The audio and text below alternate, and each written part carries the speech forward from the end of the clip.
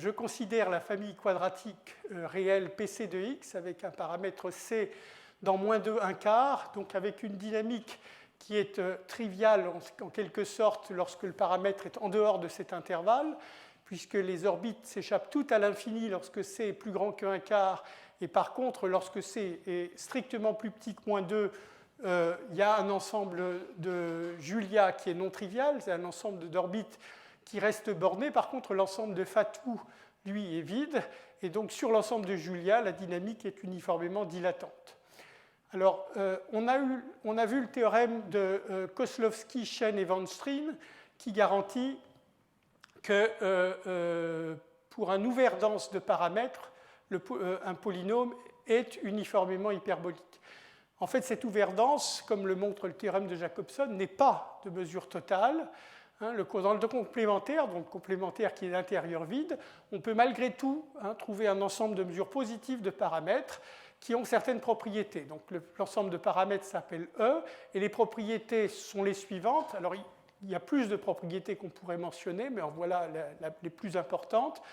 C'est qu'on a malgré tout une hyperbolicité non uniforme, dans le sens où on a un exposant de Lyapunov strictement positif par rapport à, pour une mesure invariante, qui est absolument continue par rapport à la mesure de Lebesgue, en fait équivalente à la mesure de Lebesgue sur un certain intervalle PC de 0, PC carré de 0. Donc ça signifiera que pour presque tout point, dans cet intervalle, et en fait dans un intervalle même un peu plus grand, les dérivées vont automatiquement croître exponentiellement vite vers l'infini. Alors pourquoi cet intervalle PC de 0, PC carré de 0? C'est simplement parce que c'est naturellement le plus petit intervalle qui contient toute l'orbite du point critique, puisque la première image de 0 se trouve ici, proche de moins bêta, l'image suivante proche de bêta, et ensuite, comme bêta est un point fixe répulsif, les images vont s'éloigner petit à petit, mais en tout cas, ce qui importe, c'est que l'intervalle entre PC de 0 et PC carré de 0, cet intervalle-là, est envoyé à l'intérieur de lui-même, et en fait sur lui-même, par donc l'image et cet intervalle-là qui revient jusqu'ici. Donc l'intervalle étant invariant, il est en quelque sorte bien naturellement prédisposé à supporter une mesure invariante, en l'occurrence qui sera absolument continue, équivalente à la mesure de Lebesgue sur cet intervalle. Voilà, donc ça c'est l'énoncé. Alors j'ai mis en ligne une démonstration que j'ai rédigée. En fait, c'est parce que mon premier cours au Collège de France en 1997 était consacré à une démonstration de ce théorème, que j'avais à l'époque juste écrit à la main et que j'ai plus récemment tapé, enfin mis un peu en forme, et que j'ai mis en ligne sur le site. Ma page dans le site web. Donc je veux juste ici donner quelques indications, puisque la démonstration fait quand même une trentaine de pages. Quelles sont les difficultés en quelque sorte à surmonter, mais pas comment on s'y prend. Alors d'abord, l'intervalle de paramètres, l'ensemble de paramètres en question va être construit vraiment dans un petit voisinage de moins 2. Et en fait, donc, comme je l'ai dit, il sera de densité totale en moins 2. Donc, à l'intérieur de cette petite intervalle moins 2, C0, sa mesure relative va être très proche de 1. Alors, donc, voilà, on regarde d'abord qu'est-ce qui se passe, puisqu'on est au voisinage de moins 2, qu'est-ce qui se passe pour C égale moins 2. Alors, pour C égale moins 2, en fait, c'est le cas où la valeur critique, PC de 0, va être égale en fait à moins bêta.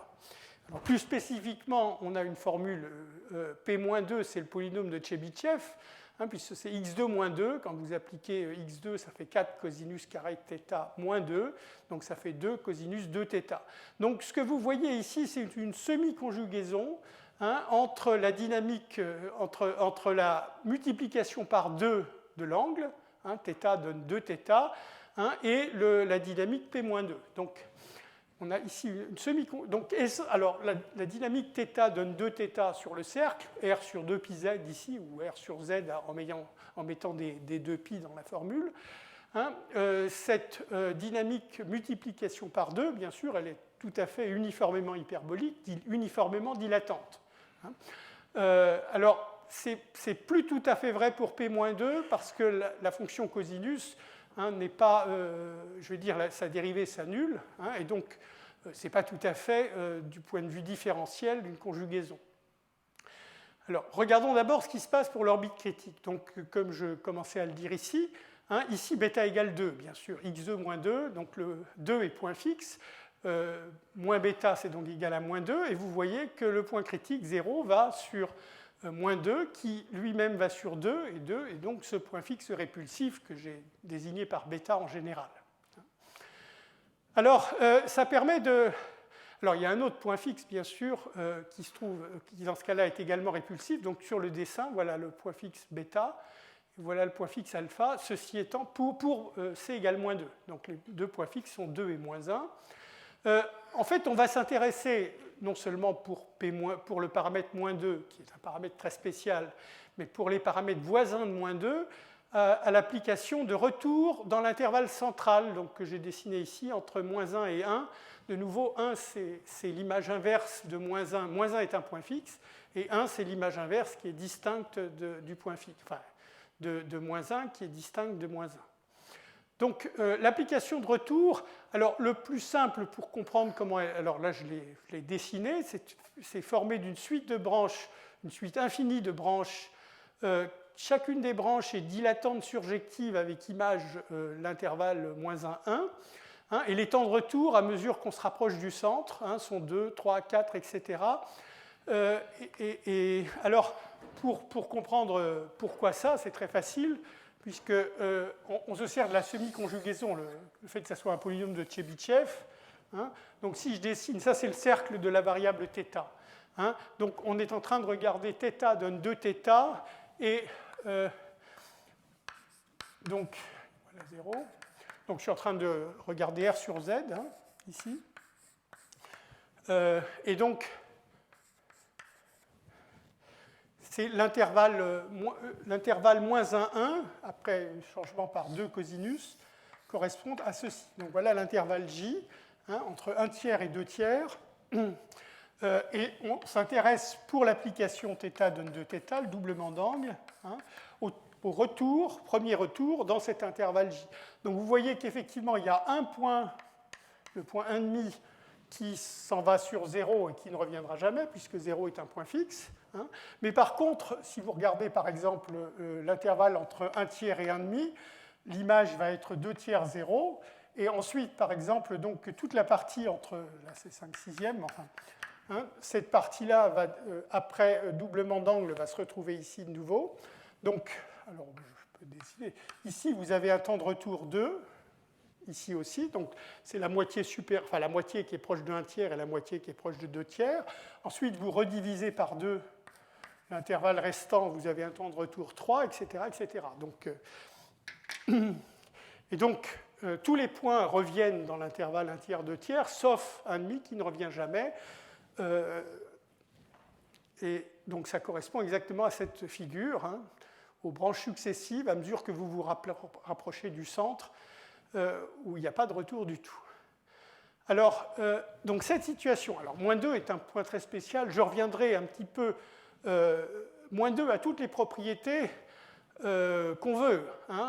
Le seul inconvénient, c'est que moins 2, c'est un seul paramètre, et ça ne nous suffit pas pour... on veut un ensemble de mesures positives de paramètres. Mais vous voyez, vous avez le doublement d'angle, donc... pour le doublement d'angle, la mesure de Lebesgue est bien sûr préservée. L'exposant de Lyapunov, c'est log 2, puisque c'est le doublement d'angle. Et donc, vous avez toutes les propriétés que vous voulez. Moins 2 appartient à une catégorie générale de paramètres qui s'appelle paramètre de Mizurevich, sur lequel je reviendrai un instant dans 2 ou 3 slides. Mais le point, c'est que ces paramètres ne sont pas en nombre suffisant. La mesure de Lebesgue de l'ensemble de ces paramètres est nulle. Donc, moins 2 a toutes les bonnes propriétés, mais il faut trouver plus de paramètres que ça. Alors maintenant, voilà la situation lorsque le paramètre est légèrement plus grand que moins 2. Donc ici, le point PC de 0 sur ce dessin est légèrement plus grand que moins bêta. Et donc, alors, on a toujours des points fixes, bêta et alpha. Ces points fixes étaient hyperboliques, hein, bêta proche de 2 et alpha proche de moins 2. Et comme donc, après 2 itérations, vous vous trouvez très proche par continuité par rapport aux paramètres, vous vous trouvez très proche de bêta, PC carré de 0 est très proche de bêta, donc vous allez mettre longtemps pour revenir dans l'intervalle central, que je n'ai pas dessiné ici, mais l'intervalle central qui était moins alpha, alpha, essentiellement moins 1, 1, mais enfin j'utilise maintenant le point fixe alpha au lieu de alpha plutôt que moins 1. Alors, donc ça veut dire que par continuité toujours, là pour le moment je dis que des choses très simples, hein, par continuité toujours, vous allez disposer de toute une série de branches inverses qui sont simplement la continuation de celle-là. Vous aviez ici un nombre infini de branches inverses. Alors bien sûr, quand vous êtes très proche de 0, ces branches-là vont complètement disparaître ou être trop perturbées parce que vous itérez un grand nombre de fois. Donc si le nombre de fois que vous itérez devient trop grand, vous ne pouvez pas espérer garder les mêmes propriétés quand vous perturbez le paramètre. Hein, mais par contre, donc, tant que les branches ne sont en fait pas trop grandes, eh bien, alors, donc, le paramètre important ici, c'est le temps de retour grand M. Vous voyez ici, vous avez un point fixe répulsif. Donc essentiellement, grand M, c'est le logarithme de la distance, de cette distance ici, puisque ici, vous avez une valeur propre qui sera en fait proche de 4. Hein, et donc, à chaque fois, vous vous éloignez de bêta à un facteur 4. Vous voulez arriver dans l'intervalle central. Donc le temps va être, le temps grand M en question, hein, va être de l'ordre du logarithme en fait, de la distance du paramètre C à moins 2. Mais enfin, comme je prends C0 ici très très proche de moins 2, l'anti-M en question va être grand. Alors les branches, ce qui est un petit calcul pas bien méchant, vous dit que les branches qui correspondent à un temps de retour strictement inférieur à M-1, il faut faire attention avec un effet de bord, la valeur M-1 exactement. La branche existe, mais elle peut être pas très... Enfin, je veux dire, on préfère en général ne pas la garder pour des raisons techniques. Hein, eh bien, donc les autres branches sont tout à fait bonnes, et vous obtenez ce dessin-là, c'est-à-dire c'est le même dessin qu'avant, si donc ce qui se passe au centre n'est pas encore compris. Pour le moment, vous n'avez fait aucune exclusion de paramètres, vous avez simplement dit que vous ne considérez que les paramètres très proches de moins 2, mais c'est la seule restriction que vous ayez fait, et ça vous donne déjà gratuitement tout un tas de branches dilatantes avec beaucoup d'expansion, beaucoup d'hyperbolicité. Mais par contre, bien sûr, vous avez un petit voisinage de taille essentiellement 2 puissance moins m autour du point critique, hein, sur lequel vous ne contrôlez encore rien. Hein, et bien sûr, c'est important parce que la dérivée s'annule au point critique. Donc évidemment, ça risque de tuer toute l'expansion que vous pouvez gagner dans les itérations des branches dilatantes qui sont ici. Alors, donc là, c'est là que je commence surtout. Enfin, je veux dire, pour le moment, ce que j'ai dit est très facile à justifier. Hein. Ensuite, quelle propriété vous voulez pour les paramètres E, hein. Alors, je vais d'abord dire ce qu'on veut obtenir et qui permet d'obtenir les conclusions du théorème de Jacobson. Hein. Vous voulez construire pour les bons paramètres, hein, je ne dis pas que ce n'est pas possible pour tous les paramètres, c'est là que le choix des paramètres va être crucial. Hein. Vous voulez choisir des intervalles J-alpha, donc vous voulez en quelque sorte compléter le dessin qui est ici par des intervalles qui vont se trouver. Donc les J-alpha, les premiers J-alpha vont être ces intervalles-là en dehors du petit intervalle central. Hein, et l'objectif va être de construire des J-alpha à l'intérieur de cet intervalle central, et ceci seulement pour les bons paramètres. Hein. Donc des paramètres J-alpha qui viennent avec des entiers N-alpha. Hein, donc attention, c'est de nouveau comme pour le paramètre C égale moins 2, où il y avait une suite infinie de branches. Ici aussi, c'est pas vraiment une suite, enfin, je veux dire, c'est une famille infinie dénombrable de branches. Alors, tel que... Donc, vous avez de nouveau la même propriété que pour les autres branches. Hein. Quand vous restreignez l'itéré n-alpha-ième de PC à cet intervalle J-alpha, vous obtenez une application qui est uniformément dilatante avec distorsion. Alors je reviens plus bas dans le slide sur la notion de distorsion, hein, mais avec distorsion uniformément bornée. Ça veut dire que d'une certaine façon, donc vous avez un petit intervalle J-alpha, hein, un intervalle J qui est fixé, hein, et donc une application qui sera un itéré convenable du polynôme, qui est, je dirais, essentiellement affine, et donc forcément dilatante, parce qu'elle va d'un petit intervalle dans un grand intervalle. Et puis, vous voulez essentiellement remplir, hein, l'intervalle J. Alors, remplir au sens de la mesure de Lebesgue, c'est-à-dire que quand vous regardez les J-alpha pour lesquels l'entier N-alpha n'est pas trop grand, hein, eh bien, ce qui reste, ce qui est en dehors, hein, est de mesure exponentiellement petite. Voilà. Donc, c'est ça les deux propriétés cruciales. Là, ici, je les pose, toute la difficulté de la preuve, dans laquelle je ne vais pas entrer, hein, et de construire l'ensemble E de façon à satisfaire ces propriétés. Donc là, alors ceci étant, ce que je veux expliquer, c'est pourquoi, une fois qu'on a ça, tout va bien. Alors, tout va bien, pourquoi ? Alors, d'abord, je reviens sur la notion de distorsion. Hein, lorsque vous avez un difféomorphisme grand F, défini sur un intervalle grand I, avec une image grand F de I, eh bien, il y a plusieurs définitions alternatives, donc j'en donne une. Hein, la distorsion peut être définie comme... Alors, c'est essentiellement, vous voyez, une version d log df de la dérivée seconde, une version de la dérivée seconde, mais avec un changement d'échelle. Enfin, je veux dire, vous voulez que ça soit invariant par changement d'échelle, et donc vous devez mettre la longueur de l'intervalle grand I devant. Hein, la propriété qui m'intéresse, je vais dire, c'est la suivante. J'aurais pu aussi directement regarder la distorsion comme ceci, mais enfin, c'est que vous avez automatiquement, si vous regardez le maximum de la dérivée sur l'intervalle et vous comparez au minimum, ben, ceci est contrôlé par la distorsion. Bon, c'est juste en intégrant, bien sûr, en intégrant l'inégalité, enfin, la définition qui est ici, puisque enfin, vous prenez les logarithmes ici et vous intégrez et vous obtenez ce que vous voulez. Donc, cette distorsion, hein, comme vous voyez, elle est nulle, hein, si et seulement si l'application grand F est affine. Alors, donc ça, c'est la première propriété, donc dilatation et contrôle de la distorsion.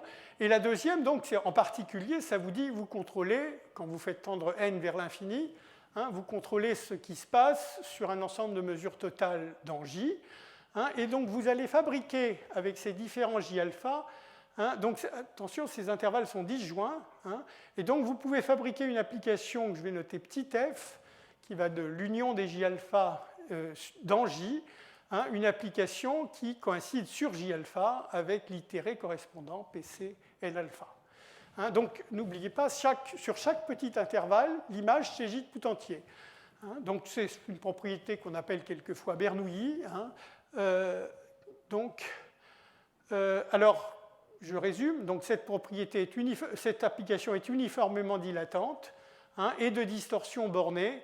Bon, c'est ce que j'ai déjà dit ici. Alors, ça permet de récupérer les conclusions du théorème de Jacobson. Encore une fois, j'insiste, la difficulté est de construire l'ensemble des paramètres grand E de façon à avoir les propriétés précédentes. Mais si vous avez les propriétés, le reste suit très vite de la théorie uniformément hyperbolique. Parce que vous voyez, vous avez ici une application qui est uniformément hyperbolique, enfin uniformément dilatante. Le fait que PC ne sera pas uniformément dilatante est lié au fait qu'une itération de petit f correspond à beaucoup d'itérations de PC. La famille des n-alpha, une famille dénombrable, hein, elle n'est pas bornée. Donc, évidemment, je veux dire, l'hyperbolicité uniforme de petit f n'entraîne pas celle de PC. Alors, par contre, donc, vous travaillez d'abord avec petit f, et donc vous allez regarder, en l'occurrence, un opérateur de transfert, donc, que j'écris au tableau. Hein, c'est l'opérateur donc L appliqué à une fonction G, que je garde mes notations, non, c'est H. au point x, ça va être la somme, donc sur les alphas, alpha variant parmi toutes les branches que j'ai mis ici. Bon, je fais le dessin juste à côté. Hein. Voilà l'intervalle J. Et donc, j'ai construit tout un tas de branches. Donc, les différents, voilà, un premier J alpha, etc. Donc, j'ai tout un tas de branches.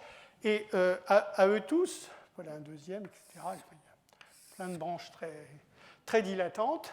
Hein, une famille dénombrable, hein, et dont l'union des domaines est de mesure totale. Et donc, je vais appeler G alpha la branche inverse qui envoie J tout entier sur J alpha. Bien sûr, petit f n'est pas inversible, hein, mais justement, il a des branches inverses. Toutes les branches inverses sont définies sur l'intervalle J tout entier, hein, et leurs images de ces branches inverses, l'image de la branche inverse d'indice alpha, que j'appelle G alpha, hein, elle envoie J sur J alpha. Donc c'est PC puissance moins n alpha si vous voulez, mais bien sûr, il faut choisir la bonne branche. Donc, la formule ici, c'est je somme sur alpha, je prends toutes les branches inverses, hein, et ensuite, donc, je mets comme poids la dérivée en valeur absolue, hein, la dérivée de la branche en question. Alors, ça a le mérite, cet opérateur, d'admettre comme point fixe exactement les densités des mesures invariantes. Hein. Donc, vous faites opérer cet opérateur de transfert. Alors là, il y a une chose très intéressante qui permet, donc, quand j'avais fait la théorie générale, dit quelques mots, disons plutôt que faire, dit quelques mots de la théorie générale des opérateurs de transfert, dans un cadre justement général, j'avais fait opérer en général sur des espaces de fonctions eulériennes. Hein. C'était ce genre d'espace pour lequel on avait de bonnes propriétés d'analyse fonctionnelle et qui était invariant par l'opérateur de transfert. Ici, je profite de la situation très spéciale où je me trouve, hein, pour faire opérer petit h, enfin grand L, l'opérateur de transfert, sur des espaces beaucoup plus petits, hein, et donc trouver des points fixes dans ces espaces qui permettront d'obtenir de montrer que la densité est en fait beaucoup plus régulière que simplement eulérienne. Hein. En fait, ce qui se passe, c'est que je vais faire opérer, donc j'ai l'intervalle J, que je considère maintenant dans le plan complexe. L'intervalle J est ici. Et en fait, on peut faire opérer donc l'espace de Banach, enfin, je ne vais pas parler de la norme parce qu'il faut travailler un peu, mais l'espace qui m'intéresse, hein, c'est un espace de fonction phi, ou h d'ailleurs, hein, mais des fonctions h qui sont réelles sur J, mais je veux qu'elles soient définies, hein, sur J, l'union de J et du complémentaire de la droite réelle. Donc je veux regarder les fonctions holomorphes.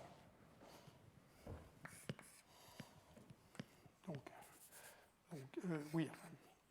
En fait, typiquement, oui.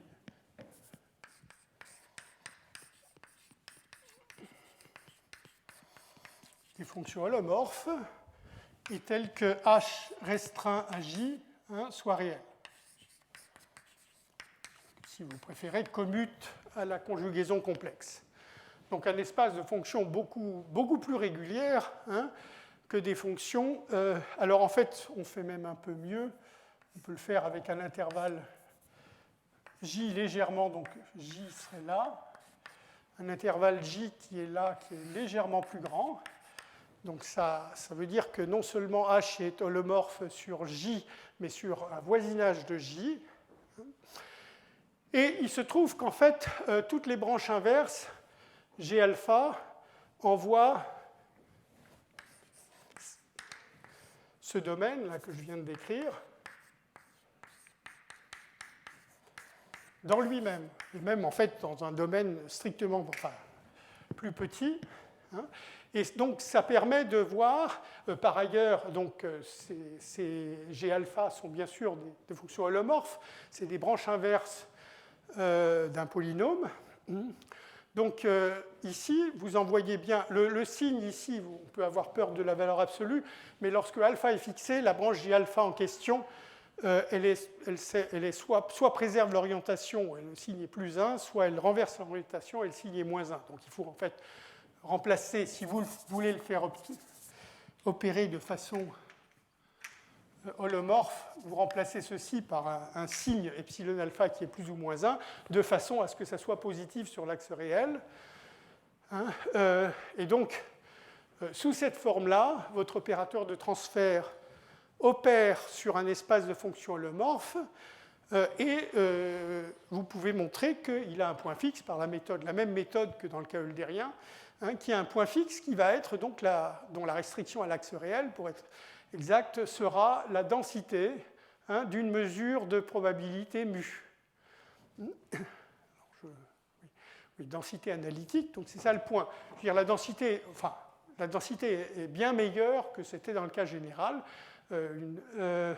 Et par ailleurs, donc ça c'est vraiment la théorie générale, cette mesure de probabilité, elle est invariante par f, ergodique et ergodique. Pardon. Voilà. Donc ça, c'est vraiment appliqué dans cette situation particulière, ce qu'on a fait auparavant pour les opérateurs de transfert. Alors il y a un nombre infini de branches, mais à condition de contrôler bien ce qui se passe lorsque n-alpha devient grand, ça ne pose pas de difficulté particulière. Alors ensuite, mais ceci étant, c'est une mesure qui est invariante par petit f. Et petit f, ce n'est pas le polynôme initial. Donc on n'a pas encore la mesure dont le théorème de Jacobson assure l'existence. Cette mesure en question, c'est la mesure nu qui est ici, et elle se déduit en quelque sorte de la mesure mu par une formule simple, que j'ai écrite. Donc essentiellement, vous voyez, le n-alpha, c'est le nombre d'itérations contenu dans petit f, le nombre d'itérations de PC contenu dans petit f, donc il faut récupérer en quelque sorte les itérations intermédiaires entre 0 et n-alpha pour obtenir une mesure invariante. Donc vérifier que cette mesure est invariante est effectivement facile. Le seul point intéressant à discuter ici, c'est le fait que pourquoi est-ce que cette série converge, puisque, encore une fois, alpha appartient à une famille dénombrable. Eh bien, la série converge parce que le nombre de termes ici, donc ça c'est une des propriétés qu'on avait, c'est que quand vous regardez l'ensemble des J alpha tel que n alpha est inférieur ou égal à n, eh bien vous aviez quelque chose d'exponentiellement petit. Alors, ce qui nous importe vraiment ici, mais ce qui est évidemment garanti par cette estimation exponentielle, c'est que l'intégrale du temps de retour, je peux l'écrire comme ça, somme, donc c'est la même chose, c'est l'intégrale du temps de retour. Donc ça, c'est le temps, excusez-moi, c'est pas le temps de retour, c'est le temps, la relation entre temps entre petit f et pc, qui n'est pas tout à fait, qui n'est pas le temps de retour. Donc somme des n alpha j alpha, l'intégrale de la fonction n alpha, donc ça c'est juste la longueur, par rapport à la mesure de Lebesgue, que ceux-ci convergent. Donc, une question d'intégrabilité de la fonction qui a un point x dans j alpha associe l'entier n alpha, qui est le nombre d'itérations de PC nécessaires pour obtenir f. Alors, donc, avec l'intégrabilité en question, vous en concluez par le théorème de Birkhoff, en fait, que si vous comparez, donc encore une fois, le temps n alpha n'est pas borné. Mais par contre, en moyenne, si vous regardez un point x typique, donc presque tout x, eh bien, si vous itérez de nombreuses fois f et vous regardez à combien d'itérations de PC ça correspond, eh bien, les deux temps vont être du même ordre de grandeur. Et ça veut dire que donc vous allez pouvoir déduire de la dilatation uniforme de petit f la propriété de l'exposant. Encore une fois, ce n'est pas une propriété valable pour tout x. Il y a des points x pour lesquels le n-alpha est très grand, et même très grand après itération successive, puisque la propriété de Bernoulli vous dit que vous pouvez avoir une succession arbitraire de n-alpha. pour lequel, au contraire, PC sera a priori relativement peu dilatante. Enfin, l'exposant, vous ne pouvez pas vraiment parler d'exposant, mais enfin, le taux de croissance des dérivés le long de ces orbites sera sous-exponentiel. Mais ceci ne se produit que sur un ensemble de mesures nulles, et donc pour presque toute orbite, le taux de croissance des dérivés est effectivement strictement positif. Alors, quelques remarques. Donc, d'abord, dans la formule, je crois que j'ai écrit une formule, mais ce n'est pas forcément très inspirante. Oui, je vais quand même là. J'ai dit tout à l'heure que la mesure qui était invariante pour petit f avait une densité, par rapport à la mesure de Lebesgue, une densité analytique, donc extrêmement régulière. Alors, ce n'est plus le cas pour la nouvelle mesure, à cause de cette série qui est ici, enfin, la formule qui relie les deux mesures, vous donne aussi une relation entre les deux densités, et la nouvelle densité, enfin la densité de la mesure nue en un point x, alors je veux dire, la formule est un peu horrible, donc il ne s'agit pas je vais plutôt l'appeler y. Donc il faut sommer sur les alpha et sur les j, tels que donc je veux que j soit plus petit que n alpha, et je veux que y appartienne ou itéré. Alors je veux de j alpha d'ordre j, puis je vais vraiment écrire y sous la forme pcj de x, avec un point x dans j alpha, et bien à ce moment-là, je peux considérer la densité. Donc ça, c'est la bonne densité, celle qui est analytique, au point x, mais je dois diviser par la dérivée de l'itéré correspondant au point x. Alors, donc vous voyez ce qui se passe, c'est que quand je suis proche du point critique, cette quantité-là s'annule. Enfin, je veux dire, s'annule au point critique, et quand je me rapproche du point critique, elle devient de plus en plus petite. Donc en particulier, si vous prenez juste le terme j égale 1, il faut vous sommer sur tout j. Mais de toute façon, vous sommez des termes positifs, donc enfin, je veux dire, il n'y a pas de compensation dans cette formule. Vous sommez des termes positifs, donc quand vous prenez juste le terme j égale 1 et que vous vous placez proche de x proche de 0, donc ce qui revient à prendre y, bien sûr, à cause de la formule qui est ici, y proche de la valeur critique, qui est égal à C en l'occurrence, PC de 0, c'est C. Donc quand y est proche de C, vous voyez que donc la dérivée, vous avez la valeur absolue, donc j'écris dpc de x, c'est 2x. Et par ailleurs, la x, c'est la y moins c puissance 1,5, avec des valeurs absolues. Donc vous voyez qu'il y a déjà une contribution. Ici, c'est une fonction analytique qui ne s'annule pas, qui est minorée sur l'intervalle qui vous intéresse. Donc vous pouvez traiter ceci comme étant égal à 1, c'est minoré, majoré. Donc en oubliant ce terme-là, vous avez proche du point critique, de la valeur critique, quelque chose qui va ressembler, donc vous avez 1 sur 2x, donc quelque chose, j'oublie, enfin je peux garder le 2, ça n'est pas grave, qui ressemble à ceci. Je veux dire, au dénominateur. Donc vous voyez d'abord que, évidemment, la densité n'est plus bornée. Quand y se rapproche de c, ça explose. Alors Dieu merci, enfin, de façon cohérente, ça reste, bien sûr, comme c'est une densité, il faut que ça soit une fonction L1, et c'est effectivement une fonction L1 sur racine de x, mais par contre, ce n'est pas une fonction L2. C'est ce que je dis dans le... Voilà.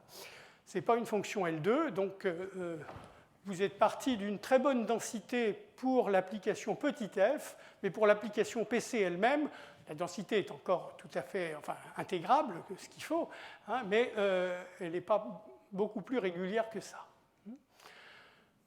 Ensuite, donc l'application petit f, je suis parti du paramètre c égale -2, où l'application petit f dans ce cas-là, c'est vraiment l'application de premier tour dans l'intervalle central. En général, à cause des questions essentiellement de distorsion bornée, et d'autres questions d'ailleurs, mais enfin, vous ne pouvez pas choisir pour petit f l'application de premier tour. Il faut quelquefois attendre plusieurs retours, en quelque sorte, pour avoir l'application petit f correcte. Alors, encore une fois, je l'ai déjà dit, le problème sur lequel je n'entre pas du tout, c'est de choisir l'ensemble des paramètres E, de construire le bon ensemble de paramètres de façon à et montrer qu'il est ensuite de mesure positive, bien sûr. De paramètres. Alors, il y a des paramètres simples à traiter, j'en ai déjà touché un mot au moment du paramètre -2. C'est ceux pour lesquels le point critique ne revient jamais dans un voisinage de lui-même. Alors, c'était le cas pour -2, puisque à ce moment-là, 0 allait sur -2, qui allait sur 2, qui était fixé. Donc, il ne revenait jamais à 0. Ces paramètres-là, en fait, ils sont même plus faciles à traiter. Enfin, je veux dire, ils sont faciles à traiter, mais, bon, inconvénient, ça a été fait d'ailleurs avant Jacobson, par Mizurevich. Ces paramètres-là forment un ensemble de mesures nulles, et donc, ce n'est pas suffisant pour obtenir le théorème de Jacobson. Donc, on est contraint de laisser, pour les paramètres en question, de laisser l'orbite du point critique revenir proche d'elle-même, ce qui crée des problèmes, bien sûr. Et donc, ce qu'on impose, mais là, il faut le faire de façon très quantitative, ce que je ne fais pas, bien sûr, enfin, je veux dire, dans ce cours, il faut imposer aux paramètres de ne pas revenir trop souvent, ni trop vite, c'est-à-dire trop près, au voisinage de 0. Voilà, bon, je ne vais pas plus dans les détails. Alors, ceci étant, dans cette lignée, alors, il y a un résultat postérieur à celui de Jacobson, de la fin des années 90, de Lubitsch, qui montre qu'en fait, entre le comportement uniformément hyperbolique et le comportement de Jacobson, ciblé par Jacobson, on obtient en fait presque tous les paramètres. Donc pour presque tout paramètre dans l'intervalle -2, 1/4, où se passent les choses intéressantes, eh bien, soit le polynôme est uniformément hyperbolique, et ici ça signifiera que en fait, presque tous les paramètres entre -β et β vont converger vers une orbite périodique attractive, soit PC satisfait aux mêmes conclusions, c'est-à-dire à un exposant de Lyapunov positif par rapport à une mesure qui est absolument continue par rapport à la mesure de Lebesgue.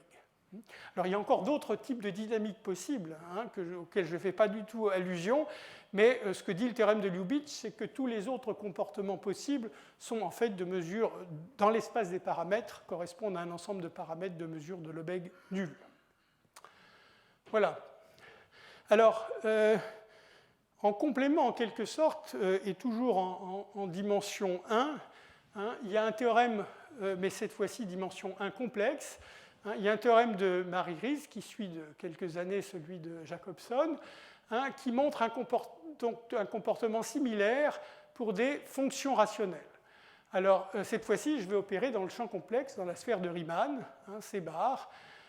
Donc, vous vous rappelez qu'on avait introduit l'ensemble RAT D, donc les fonctions rationnelles de degré D. C'est un ensemble de paramètres de dimension finie. C'est en fait le complémentaire d'une hypersurface dans l'espace projectif de dimension 2D plus 1. Donc, dans cet espace de paramètres, il existe, donc d'après le théorème de Marie-Rhys, un ensemble, je note volontairement de la même notation que pour le théorème de Jacobson, parce que les propriétés vont être similaires, un ensemble grand E de mesures de Lebesgue donc positives. Alors cette fois-ci, il ne s'agit plus de la mesure de Lebesgue dans l'intervalle -2, 1/4 comme précédemment, un intervalle dimension 1. Il s'agit de mesures de Lebesgue dans cet espace projectif de dimension 2D plus 1. Donc dans cet espace de paramètres, les paramètres, donc les fonctions rationnelles dans E ont la propriété suivante. Eh bien, c'est essentiellement la même propriété, sinon que maintenant on est sur la sphère de Riemann. Donc c'est la mesure de Lebesgue sur la sphère de Riemann, enfin plutôt la classe de la mesure de Lebesgue sur la sphère de Riemann, qui est la référence. Il existe donc une mesure ergodique équivalente à la mesure de Lebesgue, et pour lequel l'exposant de Lyapunov est strictement positif. Voilà. En particulier, si vous vous rappelez, j'avais discuté déjà un petit peu de la dynamique des fonctions rationnelles en liaison surtout avec l'hyperbolicité uniforme. On avait donc j'avais défini l'ensemble de Fatou, l'ensemble de Julia. L'ensemble de Fatou, c'est celui sur lequel les itérés, c'est l'ouvert sur lequel les itérés forment une famille normale. Donc dans une famille normale, bien sûr, il faut que, que les dérivées restent bornées, alors qu'ici, on prescrit qu'elles vont tendre presque partout exponentiellement vite vers l'infini. Donc ça veut dire que l'ensemble de Fatou en question est forcément vide, ce qui n'était pas du tout connu sur un ensemble de mesures positives. Alors, je fais une petite digression. Justement, qu'est-ce qui joue le rôle de -2 ? Vous avez vu dans le théorème de Jacobson, on est parti d'un paramètre très particulier, le paramètre -2, pour lequel le polynôme était un polynôme de Chebyshev, donc qui semi-conjuguait la dynamique à une dynamique complètement élémentaire, le doublement d'angle sur le cercle. Alors, il se passe un petit peu la même chose ici. En fait, les paramètres, une façon en tout cas de voir la démonstration, c'est de construire l'ensemble de mesures positives ici autour de paramètres très spéciaux, très particuliers, qui s'appellent, en tant que fonction rationnelle, s'appellent exemple de latesse. Alors, je veux dire un petit mot dessus. C'est une version dans le domaine complexe des polynômes de Chebyshev. Les polynômes de Chebyshev, donc, qui faisaient une semi-conjugaison entre le doublement d'angle sur le cercle et donc les polynômes de Chebyshev. Alors, dans le cas des exemples de la thèse,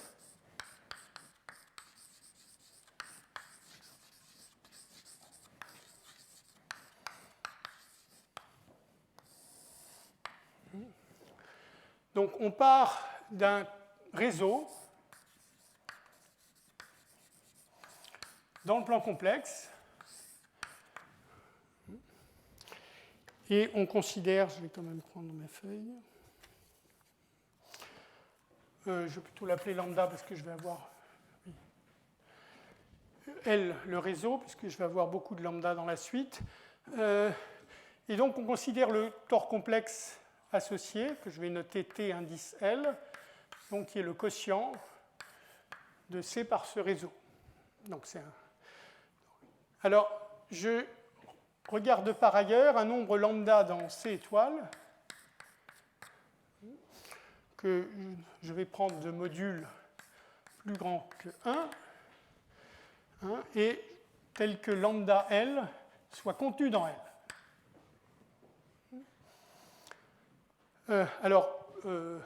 Si vous avez un réseau général, pas spécial, sans symétrie particulière, vous pouvez prendre lambda égale un entier D dans Z avec D strictement de valeur absolue plus grande que 1. Ça marche évidemment pour n'importe quel réseau. Et puis pour des réseaux particuliers, il y a d'autres nombres. À ce moment-là, on parle de multiplication complexe. Tels que, donc, si vous prenez, je donne juste un exemple, je ne fais pas la théorie générale. Si vous prenez comme réseau Z plus IZ, vous pouvez prendre par exemple lambda égale 1 plus I. Et d'autres nombres, mais enfin, je veux dire, voilà. Alors, ceci étant, donc, vous avez bien sûr, comme le réseau est envoyé dans lui-même, c'est d'une certaine façon ce qu'on a déjà vu pour les diffeomorphismes d'Anosov ou des choses comme ça, vous en déduisez de cette propriété une application que je vais encore noter lambda du réseau dans lui-même. Alors, vous observez ici, ça va être un revêtement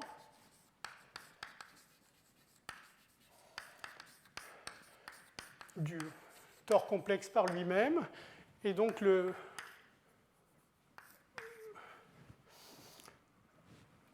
degré va être le module de lambda au carré. Donc par exemple, ici, ça sera d au carré. Par contre, ici, ça sera 2. Alors, ceci étant, donc là, c'est un peu ceci, c'est ce qui joue le rôle de la multiplication par 2 sur le cercle. Maintenant, j'ai un tore complexe. Ce qui joue le rôle de la fonction cosinus, qui transformait cette multiplication par 2 en polynôme de Tchebychev, c'est la fonction de Weierstrass, qui essentiellement consiste à réaliser l'identification. Quand vous identifiez dans le tore complexe Z et moins Z, il est facile de se convaincre qu'on obtient comme ça la sphère de Riemann. Et donc l'isomorphisme, en quelque sorte, enfin quelque chose d'isomorphe à la sphère de Riemann, et l'isomorphisme est précisément donné par la fonction de Weierstrass sur la sphère de Riemann. Donc c'est ceci que vous mettez ici. Alors, comme l'identification que vous avez faite ici, Z donne moins Z, commute automatiquement à ceci, bien sûr, puisque moins Z va sur moins lambda Z, eh bien, vous obtenez quelque chose au quotient, et c'est ce quelque chose, grand R, qui va être la fonction rationnelle. Donc,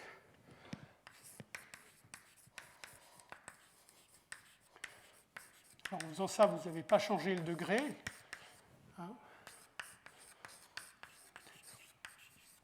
De degrés, donc lambda au carré. Voilà. Alors, vous voyez bien que c'est uniformément dilatant à ce niveau-là. Alors, ce n'est pas tout à fait uniformément dilatant à ce niveau-là, parce que la fonction de Weierstrass a des points critiques.